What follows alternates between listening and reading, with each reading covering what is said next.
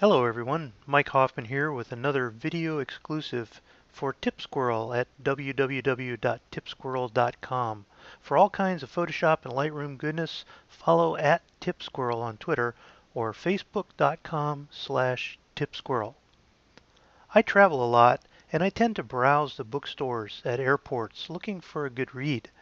Recently, I happened to notice a series of suspense thrillers by author Dean Koontz, and I saw that the series of book covers all played off the same kind of graphical theme, something that we can recreate in Photoshop. Here's what we'll do. To achieve the effect we're after, we'll want to start with a man's face lit from one side with a nice contrasting shadow on the other side. This particular image comes to us from Ross 66 at Stock Exchange, and we'll use it in just a moment. Now, I have a document prepared right here, and in this document I have a reddish-orange background with a yellow gradient. We're going to place the gradient so that it appears in the light area of the man's face. Now notice also that the yellow gradient is on a separate layer from the red color, and we'll see why in a few moments. Next, we'll place our portrait image into this composite, and I've already positioned it and resized it here as I want it to be, with the one eye front and center, some space down here, and a little bit more space on the top. The next thing we'll do is we'll go ahead and we'll change the blend mode on the portrait layer to luminosity, and that will let the colors come through onto the face. Now, the next thing we want to do is add some odd or mysterious graphical elements over the man's face.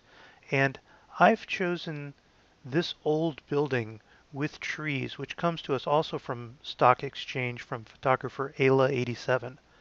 And again, I've already brought this image into my composite, and I've resized it and positioned it to cover the lighter area of the face and part of the eye. Now, when you're positioning this layer, you can lower the opacity a bit so that you can see where you want to place it. Now, once you've got it in position and you've got it where you want it, turn the other layers off completely.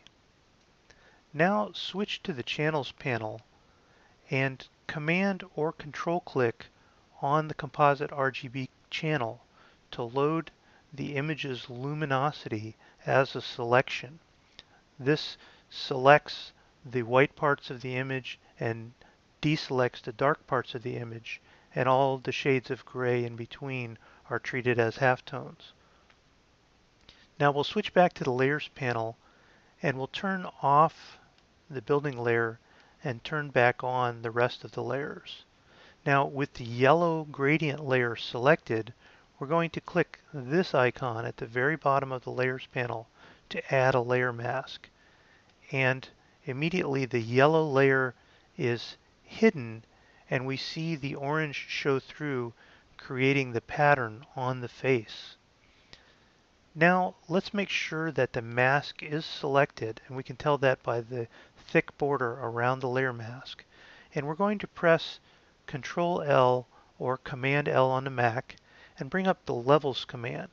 And we'll add a little bit of contrast. We'll just pull the black slider in, pull the white slider in, and we'll dial this in to taste.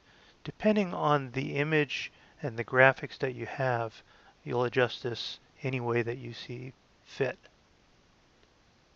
We click OK, and the next thing we're going to want to do is to grab a soft round brush, and painting with a black color and making sure that we're still on the layer mask, we're going to touch up around the edges of this graphic to take away some of the rough edges and to blend it in a little more smoothly with the features of the face. Now for the finishing touch, we simply add our author and title text, and a book cover is born.